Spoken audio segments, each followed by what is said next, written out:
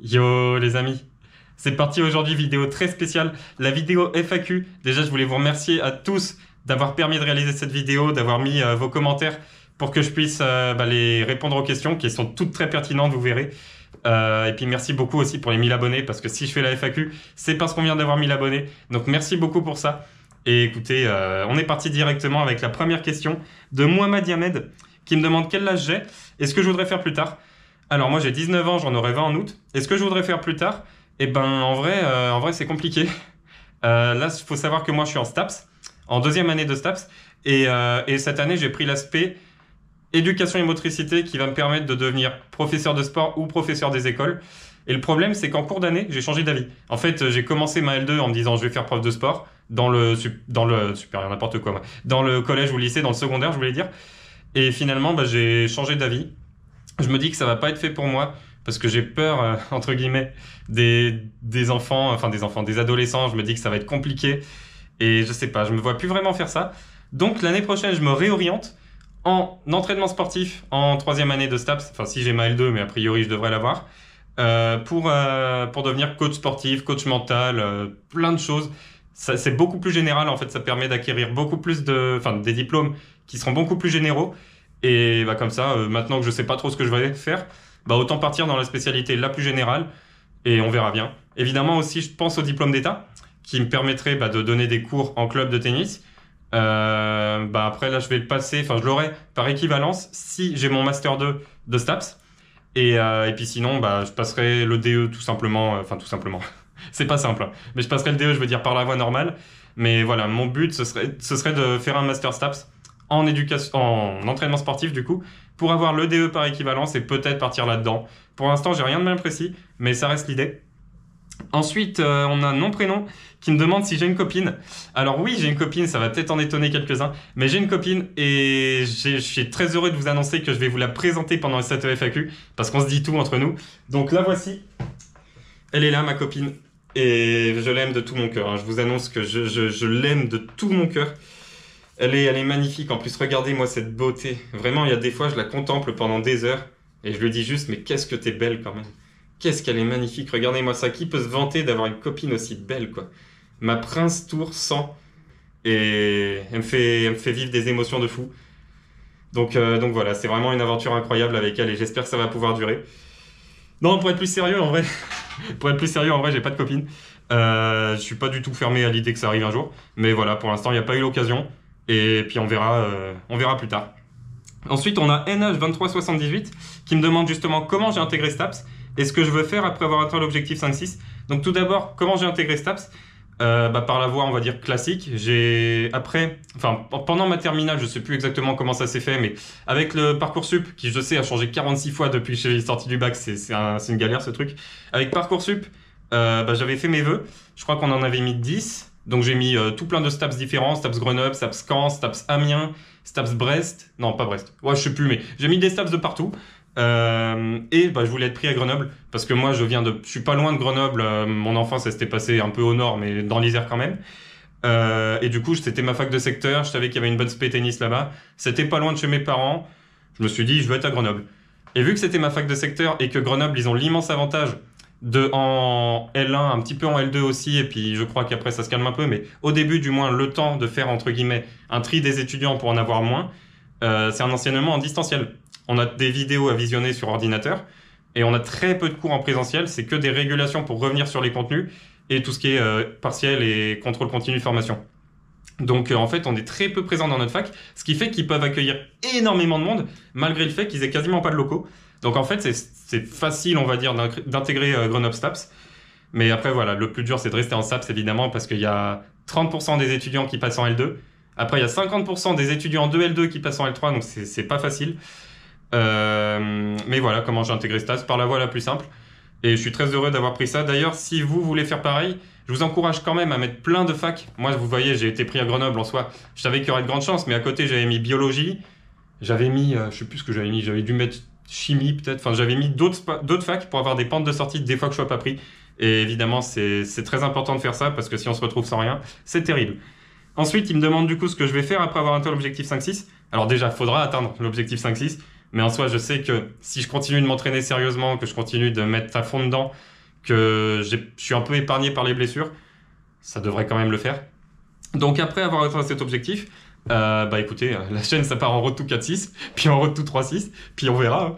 Moi en vrai, 5-6, l'objectif c'était parce que mon coach, mon ancien coach de mon club d'enfance à Charavine, pour ceux qui voient peut-être, il était 5-6 et c'était lui vraiment qui m'a fait découvrir le tennis. Thomas, je donnerai pas son nom, mais Thomas, un coach exceptionnel, j'ai adoré, j'ai vraiment accroché avec lui. C'est lui qui m'a fait, qui a fait passer le tennis dans une autre dimension dans ma vie. Et lui, il était 5-6 du coup à son meilleur. Enfin, il était 15 quand il nous entraînait, mais 5-6 à son meilleur. Et je le voyais jouer et je me disais, mais ce mec, c'est un dieu, genre, c'est un dieu, il est trop fort. Parce que moi, j'étais gamin, j'avais quoi? J'avais 13 ans et j'étais 35. Donc, je comprenais pas ce que c'était des négatifs, des classés ATP. Pour moi, je voyais ce 15 jouer et je me disais, mais ce mec, il est numéro 1 mondial. Et il m'avait choqué. Et du coup, ça m'a toujours. Enfin, c'est jamais vraiment parti, cette admiration que j'ai pour lui. Et du coup, j'ai envie d'être comme lui, en fait. Tout simplement. J'ai envie d'arriver 5-6 pour lui ressembler, on va dire. Et puis, en vrai, à terme, je sais pas si c'est possible. À terme, j'aimerais bien être 2. 2, c'est quand même un classement qui est magnifique. 2-6, tu vois 2-6 sur un palmarès, tu te dis, ce mec, il est monstrueux. Alors, je sais que bon, c'est peut-être plus un rêve qu'autre chose. Mais écoutez, les barrières, on va pas se les fixer, hein. Moi, je me mets 2. Si je suis 2 un jour, je suis ultra heureux. Mais voilà, pour l'instant déjà, c'est 5. On va se calmer. Et puis après, on verra. C'est un rêve. Moi, je vais faire tout ce qui est en mon possible pour progresser le plus. Et puis écoutez, quand je pourrai plus progresser, eh ben, j'aurai atteint mon plafond et on saura que c'est là. Mais j'ai aucune idée d'où c'est. Donc on va juste essayer de viser le plus haut possible. Ensuite, on a Francium que j'adore. Il commente toutes les vidéos, c'est incroyable. Qui me demande à quand un Helio vs Women. Alors sachez que j'y ai beaucoup pensé pour ceux qui connaissent pas. Tout le monde connaît. Mais voilà, la chaîne de Pauline Payet qui sort des vidéos Pauline vs Men où elle défie des hommes à chaque fois un classement au-dessus pour savoir le niveau réel, entre guillemets, des femmes dans le tennis. Donc cette série-là, elle est vraiment incroyable. J'adore le concept. J'espère qu'elle va aller très très loin pour valoriser le tennis féminin qui en a bien besoin. Maintenant, j'ai beaucoup pensé au fait de faire un Helio vs Women, surtout que je suis dans une zone où il y a beaucoup de filles. Donc il serait quand même facile, entre guillemets, de trouver des partenaires pour faire ce défi. Le problème que j'ai, c'est que imaginons que j'aille loin. Je sais pas, moi j'ai aucune idée en fait de l'équivalence vraiment de ce que je peux faire contre des filles. Mais imaginons que j'aille loin. Qu'est-ce que je vais prouver moi? Que les filles jouent mal au tennis? Entre guillemets, évidemment, je suis en train de caricaturer, mais c'est pour vous prouver que c'est pas du tout ce que je veux montrer et que moi j'ai plutôt envie vraiment de valoriser le tennis féminin et que la meilleure manière de le faire, évidemment, ce serait de me faire laver par une 15-3. Mais voilà, si ça se passe pas comme ça et que je vais loin dans le défi, je vais montrer des choses qui vont dans le sens contraire des valeurs que j'ai envie de transmettre. Enfin après, je transmets pas vraiment des valeurs de tennis féminin sur ma chaîne, j'en suis bien conscient, mais voilà, je veux pas du tout dénigrer le tennis féminin, et je ferai une vidéo là-dessus d'ailleurs. Et du coup, voilà, le Helio vs Women, je pense que ça irait dans le sens contraire de ce que j'ai envie de montrer, ce serait pas des bonnes valeurs. Et pour l'instant, en tout cas, c'est pas du tout un objectif. Ensuite, on a un pélo qui me demande si Zverev est l'un des plus mauvais top 2 ATP. Alors, moi, Zverev, je l'adore. En fait, Zverev, je sais pas pourquoi il se fait constamment insulté par tout le monde. Mais Zverev, je l'adore. Alors, je sais pourquoi en vrai. C'est juste parce il paraît faible mentalement. Il est toujours derrière sa ligne en train de reculer. Il attaque peu. Mais un Zverev Prime, il tabasse tout le monde, hein, faut se le dire quand même. Un Zverev Prime, si vraiment, quand il a une balle facile, il rentre dans le court, il attaque, avec son revers long de ligne, son coup droit qui peut vraiment être bon, il y a Sinner qui l'arrête. Peut-être un Alcaraz des grands jours, et c'est tout en fait. Non, Zverev, pour moi, il est très très fort. Aucun problème avec ça. Par exemple, il y avait... je vais pas donner d'exemple. Je sens que c'est pas une bonne idée. Mais il y a des top de ATP qui sont, pour moi, à mon sens, beaucoup moins forts que lui. Et Zverev, vraiment, j'adore ce joueur. J'adorerais ce joueur jusqu'à ce qu'il y ait des affaires un peu perso qui montent autour de lui. On sait tous de quoi je parle. Mais voilà, en tout cas, intrinsèquement, j'adore son style de jeu. J'aime sa mentalité sur un court, même si parfois c'est discutable. Et puis j'espère qu'il va être capable d'aller claquer un grand chelem, histoire de faire fermer quelques bouches, parce que j'adore Zverev. J'espère vraiment qu'il va réussir son objectif d'aller chercher un grand chelem. Mais pour moi, il est très très fort au tennis, Zverev. Ensuite, on a Nutio qui me demande à quoi ressemble le coup droit que j'aimerais pour reprendre les matchs. Et qui me félicite d'ailleurs pour les 1000 abonnés, donc merci beaucoup. Alors les amis, petite annonce pour ceux qui regardent la vidéo, qui sont jusque-là, qui suivent vraiment la chaîne. Prochaine vidéo, c'est une vidéo tennis. Et oui, je suis plus blessé, c'est fini ça. La blessure c'est derrière moi, ça fait quoi? Ça fait une semaine et demie maintenant que j'ai repris l'entraînement. Et j'ai déjà beaucoup de matchs d'entraînement sur la chaîne qui vont sortir. Ça me fait extrêmement plaisir de vous dire ça. Ça y est. Le retour des vidéos tennis, c'est quand même... mon nom de chaîne, c'est Helio Tennis. Ça commençait à m'embêter un peu de sortir des vidéos qui avaient rien à voir. Donc enfin, on va y retourner. J'ai des matchs d'entraînement contre Myleak. Ça va devenir une série carrément sur YouTube. Le Helio vs Myleak, ça y est, ça par contre, ça part. Plein de matchs d'entraînement à suivre. Ça va être exceptionnel. Et je vous jure, je suis 20 fois meilleur qu'avant ma pause. Je sais pas, en fait, je sais pas. La pause, elle m'a fait un déclic mental, un reboost. Et maintenant, j'ai juste envie d'aller tout casser. Et je vous jure, ça se voit. Sur le terrain, alors évidemment, je suis pas monstrueux non plus, mais je suis bien meilleur qu'avant la pause. Ça fait plaisir et j'ai très très hâte de vous montrer ça. Surtout que maintenant, vu que je suis en vacances, parce que moi j'ai fini mon année universitaire, là c'était le gros rush, c'est pour ça qu'il n'y a pas eu de vidéo.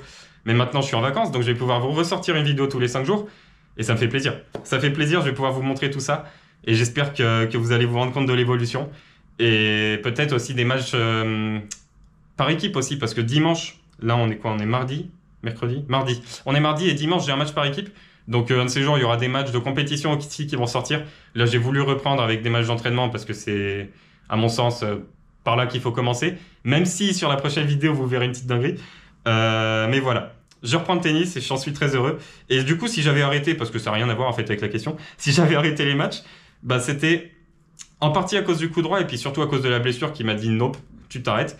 Mais oui, j'avais annoncé dans la vidéo du TMC de Pontcharrat que j'arrêtais les matchs tant que j'avais pas de coup droit. Et ben les amis, j'ai pris quoi? J'ai pris 1 heure de cours après ce match. Après, je me suis blessé. Et là, je reviens. Et c'est comme si j'avais repris 5 ou 6 heures de cours. Mon coup droit, bon, mon coup droit n'est pas à la hauteur de mon verre. On va pas commencer à dire des bêtises non plus. Mais mon coup droit n'est plus un point faible. Pour moi, mon point faible maintenant, ce serait plutôt un service. Voilà, la seconde balle qui serait à travailler. Encore la seconde balle slicée, je pense. Ou la volée. Peut-être la volée d'ailleurs. Mais voilà, mon coup droit, pour moi, vous allez le voir bientôt, n'est plus un point faible. Je sais pas combien de temps ça va durer, mais je suis extrêmement heureux de vous annoncer ça, parce que pour ceux qui suivent la chaîne depuis longtemps, vous savez que c'était un calvaire. Mais voilà, j'en suis très heureux, je vais pouvoir reprendre les matchs quand je le sentirai. Le problème étant que je peux me faire engager en job d'été aussi, donc ça va être compliqué, je bosserai jusqu'à 20h et les week-ends aussi. Ça serait pas très compatible, mais on verra bien, ça dépendra de beaucoup de choses. Mais en tout cas, les matchs d'entraînement au moins vont reprendre, et les matchs de compétition vont suivre. Ensuite, on a Kirilou qui me demande si je pense pouvoir prévoir un tournoi avec les abonnés. J'ai adoré cette question. Parce qu'il aimerait bien se confronter à mon revers de feu qu'il trouve sincèrement incroyable. Déjà, merci beaucoup pour le compliment.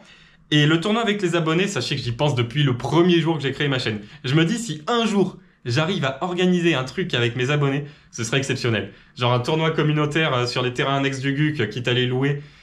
Ce serait incroyable. Ce serait exceptionnel. Ce serait une expérience unique. Maintenant, la réalité, c'est qu'on est 1019 actuellement, abonnés, que si j'annonce que je fais un tournoi, je me retrouverai seul. Parce que vous êtes incroyable comme communauté, mais le problème, c'est que vous êtes à Brest, vous êtes à Paris, vous êtes je sais pas où, et puis vous avez une vie. Donc si je vous dis mardi 15h, on se retrouve là, avec aussi peu, entre guillemets, de communauté, ça va pas marcher. Parce que Alius avait tenté de faire ça à 10 000 abonnés, ça n'avait pas marché. Alors je sais pas pourquoi ça n'a pas marché, mais j'imagine que c'est par manque de gens, par manque de dispo. Ce serait une idée exceptionnelle. J'espère vraiment réussir à le faire un jour. Mais voilà, avant les 2000, c'est impossible de ne serait-ce qu'y songer. Et à partir de 2000, peut-être que les amis, j'annoncerai quelque chose dans une vidéo. Je sais pas, en fait, pour l'instant, même moi, j'en ai aucune idée. Il faudrait déjà que j'en discute avec le GUC pour savoir s'il me donnerait, enfin, s'il me louerait ou s'il me prêterait, s'ils sont gentils, des infrastructures. Mais franchement, un tournoi avec les abonnés, ça pourrait être incroyable. Je ramènerais Maëlik, qu'on voit beaucoup sur la chaîne, qui est un ami à qui je tiens énormément, peut-être Paul s'il est encore sur Grenoble. Je ramènerai 2-3 gens que vous avez déjà vu sur la chaîne, Maël peut-être, 2-3 gens avec qui je joue au tennis de temps en temps. Et puis ça part avec vous, quoi. Et puis on va se faire des trucs de fou, peut-être des tournois en double, des tournois en vache, je sais pas. C'est un rêve. Kirilou, je pense que ça va se faire un jour. Voilà, pour ça, il faut que la communauté grandisse encore, que je continue à m'améliorer dans mon contenu et que je vous propose encore de meilleurs contenus pour que les abonnés continuent à monter. Et à ce moment-là, je pense que peut-être l'été prochain, ce serait jouable, si la communauté augmente encore. Ensuite, on a Kirilou qui me demande si je pense diversifier le format de mes vidéos, 2 questions exceptionnelles de Kirilou, soit garder le format original, je sais pas lire, et par moment faire des vidéos avec plus de vlogs, des insights dans les vestiaires pour vous faire vivre comment je me prépare physiquement et mentalement avant un match. Alors, sur les dernières vidéos, à partir du moment où j'ai eu ma GoPro, soit de janvier 2025, enfin de janvier quoi, j'ai commencé à faire un peu mieux, on va dire, en termes de vidéos. J'ai commencé à filmer un peu les infrastructures. à faire, on va dire, 30 secondes de vlog au début avec une petite musique, c'est un début. Je suis bien conscient que c'est loin d'être bien, mais c'est un début. Avant, vraiment, j'avais ma grosse tête en intro, le match et ma grosse tête en outro. Maintenant, j'ai ma grosse tête en intro, un vlog, le match et ma grosse tête en outro. Il y a un petit step-up, mais évidemment, le mieux, ce serait que je réussisse à tourner vraiment des intros où je vous montre ce que je mange 3 heures avant, exactement, les quantités, etc. Ce que je mange après, comment je m'étire. Voilà, ce serait incroyable de réussir à faire ça. Le problème, c'est qu'en termes de montage, il va falloir que je prenne énormément parce que je saurais faire en termes de montage. C'est pas compliqué. Par contre, c'est très long. C'est très long. En soi, là, je suis en vacances, donc peut-être que sur les prochaines vidéos, alors pas les prochaines parce qu'elles sont déjà tournées, j'ai pas fait tout ça, mais dans quelques vidéos, peut-être que j'essaierai de me donner un peu de mal au montage parce que en soi, j'aurai du temps. Encore que si je suis pris en 40 heures par semaine, j'aurai vite moins de temps, mais ce serait peut-être un projet. Et puis voilà, si j'arrive comment on dit, à optimiser le temps de montage et que j'arrive à vraiment pas trop me perdre dedans, peut-être que je continuerai à le faire à partir de la rentrée en L3. Il faudra voir, mais évidemment, ce serait incroyable de réussir à vous montrer tout ça un peu à style Jawad. Bon, évidemment, en moins fort, parce que Jawad en montage, le mec, il est intouchable. Enfin, Jawad en création de contenu, le mec est intouchable. Il est juste trop au-dessus, le mec. Mais voilà, dans ce style-là, ce serait bien. Je pense que ce serait largement faisable. Il faut juste que je m'améliore en termes de... Enfin, je m'améliore en youtubeur, quoi, parce que pour l'instant, je saurais même pas trop comment faire ça. Mais écoutez, quand l'expérience continue de rentrer, je m'améliore, je le sens de vidéo en vidéo, et à un moment, ça marchera. Il faudra juste que je le sente, il faudra que tout s'aligne. Mais quand j'aurai le temps, quand j'aurai les connaissances, évidemment, j'essaierai de faire ça. Et maintenant, diversifier le format des vidéos. En fait, j'ai des vidéos différentes de prévues, on va dire. J'ai des vidéos, déjà une vidéo qui me tient énormément à cœur. J'en ai parlé, je sais plus sur quelle question. Oui, sur le Helio vs Women. J'ai une vidéo que j'ai envie de sortir un jour. Alors là, j'ai pas pu du tout la bosser parce qu'elle me demande un temps de préparation énorme. Et puis j'avais mes partiels. Mais là, je vais pouvoir la travailler. Et j'ai hâte de la sortir parce qu'elle me tient énormément à cœur. Et j'ai une autre vidéo qui me tient aussi très très à cœur et qui en termes de montage va me prendre des milliers d'heures. J'exagère, mais c'est l'idée. Avec des invités exceptionnels. Paul, Aloïs, Maëlik. Vous savez très bien d'où ils viennent du vlog Astaps. Et c'est une vidéo qui est au moins aussi bien. Franchement, je vais pas faire de l'auto-promo, mais un peu quand même. C'est une vidéo qui va être incroyable. Maintenant que j'ai le temps de les monter, je vais le faire. Et en soi, ça va être du coup des vidéos différentes. Et je pense faire des formats un peu différents tous les 2 ou 3 mois. Vous voyez, là, il y a eu la vidéo Vlog Astaps. Il y a, je sais plus, mi-mars, quelque chose comme ça qui est sorti. Je pense que je vais pouvoir sortir une vidéo spéciale fin mai, si je suis pas trop mauvais en montage. Et puis après, on verra peut-être juillet, septembre, je sais pas. Après, on verra. Mais voilà, le but, ça va être de sortir des vidéos spéciales qui vont me demander un temps de montage absolument incroyable. Mais c'est quand même l'idée parce que ça me fait kiffer ce genre de vidéo. Et j'espère réussir à faire ça. Donc, tous les 2-3 mois, une vidéo différente. Et enfin, Titi, qui me demande si je pensais en arriver... je sais toujours pas lire. Si je pensais arriver jusque-là. Cette question, elle me fait plaisir, Titi. Et je vais mettre 40 ans à répondre. En fait, pour savoir... Si je pense arriver jusque-là, il faut déjà que je vous dise comment j'en suis venu là, parce que je l'avais dit dans la première vidéo de ma chaîne, mais évidemment personne ne l'a vu, parce que même moi je sais plus ce que j'ai dit dedans. Tout ce que je sais, c'est que si je me suis lancé sur YouTube, c'était pour 3 raisons. La première, c'est que j'avais envie de me créer des souvenirs, parce que je savais, en fait c'était en avril 2024, et à ce moment-là j'étais déjà un gros taré, je faisais déjà 90 matchs par saison, et je me suis dit, mais en fait, si j'arrive à trouver un moyen de filmer mes matchs, et de les revoir dans 20 ans, mais ça va me faire des souvenirs, je mangerai devant, je sais pas, mais ça va me faire des souvenirs de fou pendant un certain temps, que je pourrais revivre l'aventure que je vivais quand j'étais à la fac. Et je me dis, mais ça va être incroyable en fait, juste de revivre ça, ça va être exceptionnel. Et je m'imagine là dans 20 ans regarder cette vidéo à cet instant précis, donc je m'auto-fais un coucou au moins dans 20 ans. Je rigolerais bien à l'avenir. Mais en tout cas, voilà, c'était la première raison, réussir à revivre ça. Et je me suis dit, faire des vidéos YouTube pour embarquer des gens dans le Road to 5.6. C'est aussi à ce moment-là, d'ailleurs, que j'ai appelé ça un Road to 5.6. Et ça va être une bonne manière de faire ça. Et puis maintenant, je regrette pas du tout, j'adore ce que je fais. La deuxième raison, qui était un peu plus... La deuxième raison, c'était que j'ai eu 18 ans en août 2024. Non, pas du tout, en août 2023, j'apprendrai à compter un jour, en août 2023. Et avec mes 18 ans, j'ai eu une voiture, j'ai eu mon permis. Et du coup, mes parents, qui venaient me voir sur tous mes matchs globalement, ils venaient plus du tout me voir. Et du coup, j'avais aussi envie de continuer à leur montrer ce que je faisais sur mes matchs, Moralité, ils ont jamais regardé une vidéo, mais j'avais quand même envie de leur montrer tout ça, enfin de leur donner la possibilité de regarder ça. Et je me suis dit, bah pareil, je vais faire des vidéos de mes matchs, comme ça ils pourront les voir de leur côté, et s'ils veulent continuer à me suivre, ils pourront. Puis si un jour ils veulent me suivre, ils pourront toujours. Et la troisième raison qui m'a poussé à me lancer sur YouTube, d'ailleurs qui m'a donné l'idée en fait vraiment de me lancer sur YouTube, c'est que j'ai une amie très chère qui regarde probablement la vidéo et qui va probablement me maudire de parler de ça, qui est sur Amiens là actuellement à la fac. On était dans le même lycée et un jour elle est venue me voir à un match à côté du lycée et j'avais fait un match pourri. Globalement j'avais très mal joué et j'étais assez frustré d'avoir proposé un match pareil. Surtout qu'après on s'est encore rapproché et je me suis dit en fait j'ai envie de lui montrer pardon, j'ai envie de lui montrer à elle aussi ce que je fais et réussir à lui faire vivre un petit peu cette aventure parce qu'elle s'est aussi beaucoup intéressée au tennis à partir de ce moment-là. Et je me suis dit, mais en fait, j'ai aussi envie de lui faire vivre un peu tout ça. Et bah voilà. En fait, tout s'est accordé à dire que c'était la bonne solution de partir sur YouTube. Donc, j'ai pris mon courage à deux mains. Je me demande, je sais pas si c'est elle ou moi en fait qui a vraiment eu l'idée. Je pense que j'ai eu l'idée, je lui ai demandé, qu'elle m'a dit que c'était une super idée. Et voilà, c'était tout ce qu'il me fallait. J'ai acheté un petit trépied grand comme ça. J'ai utilisé ce téléphone pour filmer mes premiers matchs. Premier match filmé avec cette caméra, sauf que je voyais rien. Du coup, pour avoir un retour de caméra, je l'ai mis dans ce sens-là. J'ai fait un trou dans la coque. Ah oui, non mais attendez, ordre chronologique. Là, vous pouvez vous moquer de moi dans les commentaires, avec plaisir. Ordre chronologique, j'ai commencé à filmer comme ça. Téléphone accroché au trépied de 30 cm de haut. Il y a les premières vidéos dispo sur YouTube. Regardez pas, c'est une horreur. Vraiment, la caméra est tellement basse, même moi, je me fais peur quand je regarde ça. Mais du coup, je mettais la caméra comme ça pour filmer ici, avoir un retour de caméra et savoir si c'était droit. Ça allait pas du tout. Du coup, au bout d'un moment, j'ai eu un trépied d'1,80 m. Là, j'ai pu commencer à faire un truc un peu sympa, où j'ai monté la caméra. Ça a duré jusqu'à Noël 2024.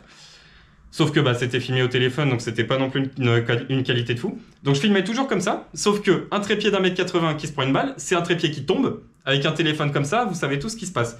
J'ai cassé 2 vitres. J'ai payé 180 balles, ça m'a calmé. Donc après, j'ai eu une idée de fou. Je me suis dit, je vais prendre une coque, je vais la fermer comme ça, je vais mettre 2 élastiques, je vais faire un trou ici. Comme ça, bon, j'ai plus de retour de caméra, mais on peut pas tout avoir. Et ça me permet, comme ça, si le téléphone tombe, invention incroyable, il tombe sur la coque. Du coup, il est retombé 3 ou 4 fois, mais il n'y a jamais eu de problème. Et puis évidemment, mes parents, d'ailleurs, qui m'ont fait un cadeau incroyable en collaboration, enfin en commun plutôt avec mes grands-parents, qui m'ont offert la GoPro, qui filme actuellement, que je peux pas vous montrer. Mais GoPro dernière génération qui a une qualité d'image de fou furieux. Là, je filme en 4K, je pourrais filmer en 5K3, un format qui est même pas supporté par YouTube. Vraiment un truc de fou. Donc ça, là, on a atteint le niveau suprême. Je pourrais pas faire mieux en termes de qualité d'image. On est vraiment sur la GoPro dernier prix. Ça n'a rien à voir avec la question, je viens de relire la question là, ça n'a rien à voir. Mais posez pas de questions, est-ce que ce serait pas ça aussi l'esprit de la FAQ finalement? Parler devant une caméra et dire ce qu'on a envie de dire. En gros, du coup, je suis passé avec une GoPro après, et là, je suis avec ça actuellement, je me vois pas du tout changer de matériel. Franchement, j'aime bien ce que j'ai. Peut-être la caméra pourrait être un peu plus haute, mais je vois pas trop comment. Donc, je suis très heureux avec ça en fait. La question, si je répondais à la question de Titi, il serait peut-être heureux quand même. Pensais-tu arriver jusque-là? Du coup, en partant de là où je suis parti, avec mon petit trépied, mon petit téléphone et zéro connaissance en montage, je m'étais dit, voilà, l'objectif c'est que mes parents puissent voir, que Camille puisse voir, Camille le nom de mon ami, que Axel et Lucie, qui sont 2 autres amis, puissent voir, et voilà, en gros ça fait 5 personnes.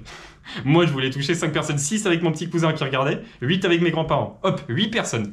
Je m'étais dit, ça va, voilà, vraiment, au départ c'était pour eux, je ne pensais pas du tout bâtir une communauté. Quand j'ai commencé, vraiment, je me disais, ça va plaire à personne. Il y a tellement de gens meilleurs. Il y avait déjà Jawad, il y avait évidemment déjà Alius, tout le monde. Il y avait encore Jules Marie à l'époque. Ils étaient tellement au-dessus, ils me semblaient tellement inatteignables que je me disais, impossible d'un jour réussir à percer avec des gens pareils. Et puis, j'ai passé 20 abonnés, 30 abonnés. Tournoi de Vorep, il y a des gens qui m'ont reconnu.